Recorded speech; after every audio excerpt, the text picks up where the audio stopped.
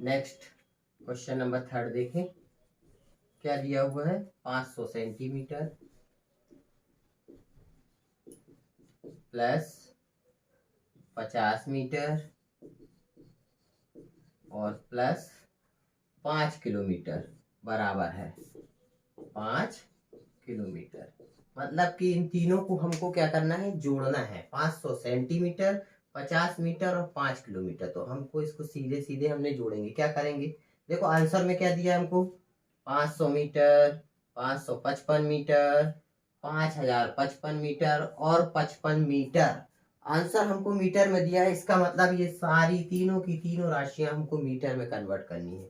तो ये तो है मीटर में, ये दोनों नहीं है। इन दोनों को कर ले हम, सेंटीमीटर को भी मीटर में और किलोमीटर को भी मीटर में। तो पहले इसको करें सेंटीमीटर को।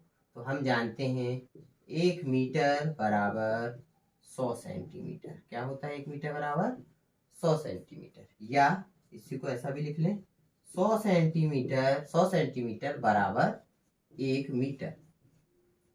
100 सेंटीमीटर का मान 1 मीटर। हमको 500 का निकालना है ना? तो 100 का मालूम है, 1 का निकाल लें पहले। 1 सेंटीमीटर बराबर 1/100। 100 बटे में आ जाएगा।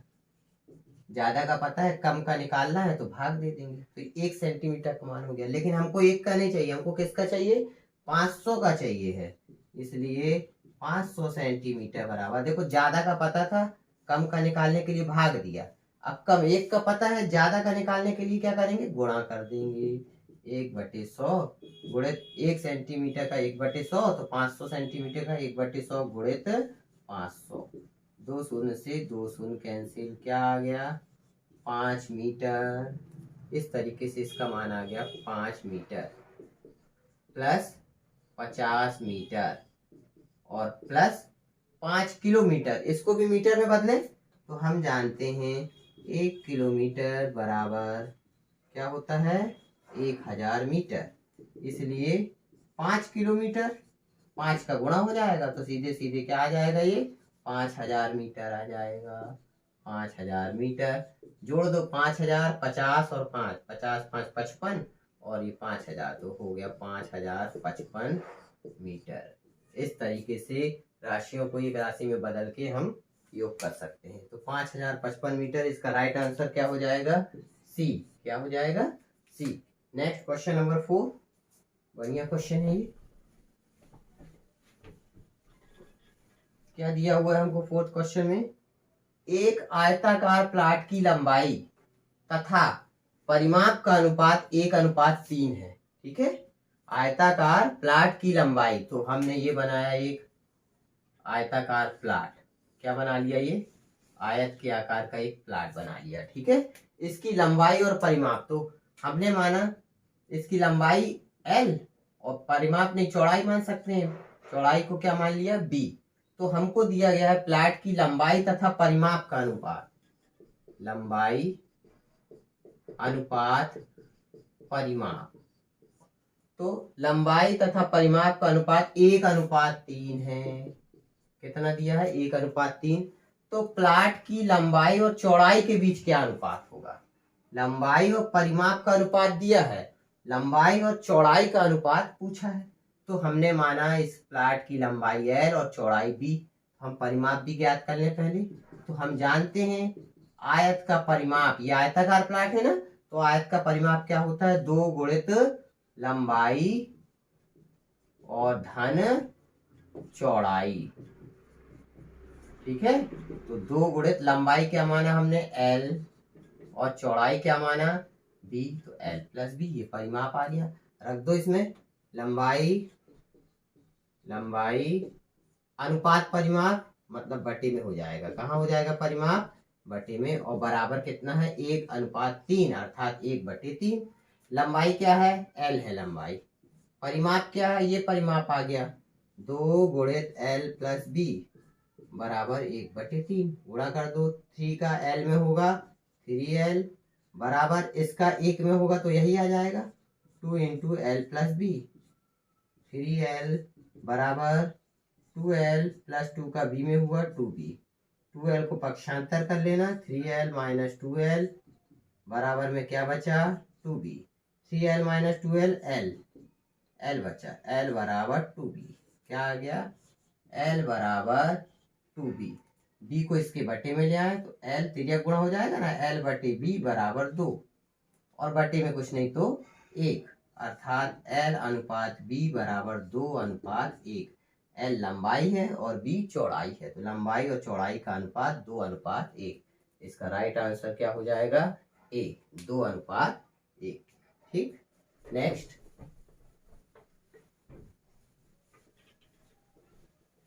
अगला क्वेश्चन है, यदि दी गई आकृति में, पांचवा प्रश्न, यदि दी गई आकृति में x, y तथा z के बीच 5:7:6 का अनुपात है, तब x का मान है। दी गई आकृति देखो किस तरीके से दी गई है।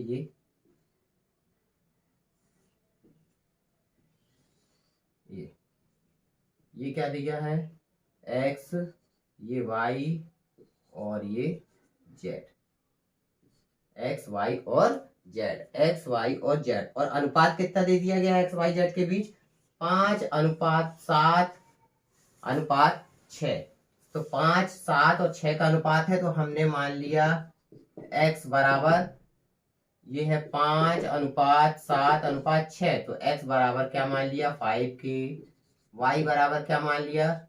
7 के, और z बराबर क्या मान लिया? अनुपातिक रूप में दिया है इसलिए एक कांस्टेंट का उपयोग किया, और 5 के, 7 के और 6 के। अब यहाँ पर देखो x, y, z, ये पूरा ये चांदे की तरह बन गया ना, रेखीय युग्म हो गया। तो हम जानते हैं एक सरल रेखा पर बने कोणों का योग 180 अंश होता है। x plus y plus z, x plus y plus z बराबर 180। x का मान 5 के, प्लस y का मान 7 के, और प्लस z का मान 6 के बराबर 180। 5, 7, 12 और 6 18 की बराबर 180। तो k बराबर 180/18। k का मान क्या आ गया? 18 एकम 18 मतलब 10। अब जब k 10 आ गया, हमको किसका मान ज्ञात करना है? x का मान यहां रख दो। k का मान कितना रख देंगे? 10। तो 10 रखेंगे तो 10 पना 50 अंश। राइट आंसर क्या हो जाएगा इसका? 50 अंश। x का मान, y का पूछता तो k का मान इधर रख देते, 10 सत्ते 70 आ जाता। z का मान पूछता तो 10 रख देते, 10 छक्का 60 आ जाता। इस तरीके से ये मान प्राप्त हो जाएगा। नेक्स्ट, अगला प्रश्न नंबर 6। क्वेश्चन नंबर 6 में दिया हुआ है, किसी त्रिभुज में दो भुजाओं की लंबाई का योग सदैव होगा तीसरी भुजा से छोटा, तीसरी भुजा से बड़ा, तीसरी भुजा के बराबर, या तीसरी भुजा का 2/3, 2/3। किसी त्रिभुज में दो भुजाओं का योग, देखो यहाँ पर ये हमने एक त्रिभुज बनाया। त्रिभुज ऐसा भी हो सकता है, चाहे जैसा हो सकता है, ऐसा भी हो सकता है, ठीक है, और इस तरीके से भी हो सकता है, विषमबाहु, ठीक है।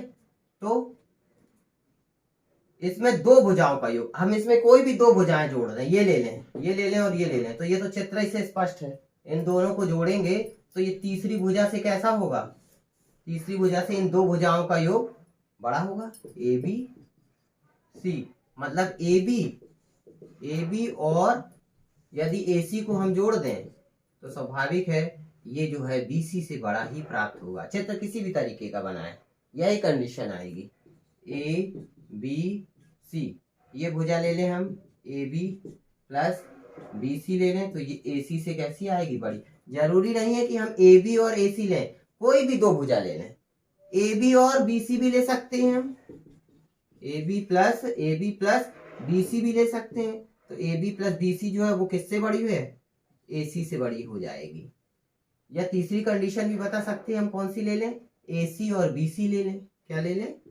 ए सी और बी सी ले लें। तो ए सी और बी सी को देखते हैं तो ये तो और छोटी हो गई है ना, तो ये दोनों का योग जो है वो ए बी से बड़ा। कहने का मतलब किसी भी त्रिभुज में यदि दो भुजाओं को जोड़ दें तो वो तीसरी भुजा से बड़ी ही होगी। तो इसका राइट आंसर क्या हो जाएगा? बी, तीसरी भुजा से बड़ा। दो भुजाओं का योग तीसरी भुजा से कैसा होगा? बड़ा। एक और क्वेश्चन देखते हैं, लास्ट 7th नंबर।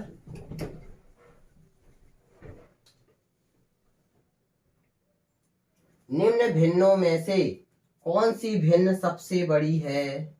7/12, 11/16, 12/17, 13/18 और 31/36। अब हमको बताना है ये इनमें से कौन सी बड़ी भिन्न है। ये तो एक तो वह विधि हम भाग दे के देख लें, है ना। 7 में 12 का भाग दे दें तो 0 क्या आ जाएगा? 12×5 60, 12×6 72, तो 12×5 60, बचा कितना? 10। 12×6 72, 12×7 84, 12×8 96, लगभग 0.58 के आसपास। इसमें भी भाग दें 16×5 80, 16×6 96, 0.6 के आसपास। 17 का भाग दो, 17 एकम 17, 17 दूनी 34, 17 3 51, 17 चौक 17 5 85, 17 छक्का 102, 17 सत्ते 109, 0.7 के आसपास। इसमें भी देंगे तो लगभग 0.7, और इसमें भाग दो तो ये लगभग 0.8 या 9, 0.8 समथिंग आ जाएगा। तो देखते हैं हम, बड़ी भिन्न बताना है तो ये तो सीधे सीधे आ रही है बड़ी भिन्न, लेकिन क्या इस तरीके से भाग दे के निकालेंगे? हमारे पास इतना समय तो रहेगा नहीं कि इन सभी संख्याओं को हम भाग दें, ये मान निकालें और फिर बताएं। तो एक छोटी सी ट्रिक है, देखें हम कैसे पता करेंगे कि इसमें से कौन सी भिन्न बड़ी है। क्या देख रहे हैं हम? अंश में 7 है और हर में 12 है, तो अंश और हर का अगर हम अंतर निकाल लें, 12 ऋण 7 कितना आ गया? 5। 11 16, 16 ऋण 11 क्या आ गया? 5।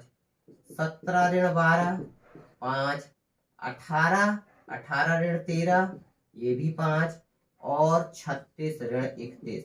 जब ऐसी कंडीशन बने, ऐसी कंडीशन बने कि अंश, किसी भी भिन्न में अंश और हर का जो अंतर है बराबर प्राप्त हो। कैसा प्राप्त हो? बराबर।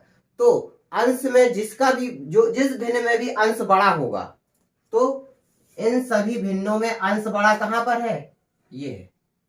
तो जहां पर भी अंश बड़ा होगा वही संख्या बड़ी होगी, मतलब 31/36 हम बता देंगे। 31/36 जो है वो कैसा भिन्न है? बड़ा भिन्न। कब? जब अंश और हर का अंतर समान आए। तो जो भिन्न में जो भी अंश की संख्या बड़ी होगी वो भिन्न भी कैसा हो जाएगा? बड़ा हो जाएगा। इस तरीके से छोटा सा वीडियो था। आप लोगों को अच्छा लगे तो इसे लाइक और शेयर करें, और जिन लोगों ने सब्सक्राइब ना किया हो वो सब्सक्राइब भी कर लें। फिर हम मिलते हैं नेक्स्ट वीडियो में।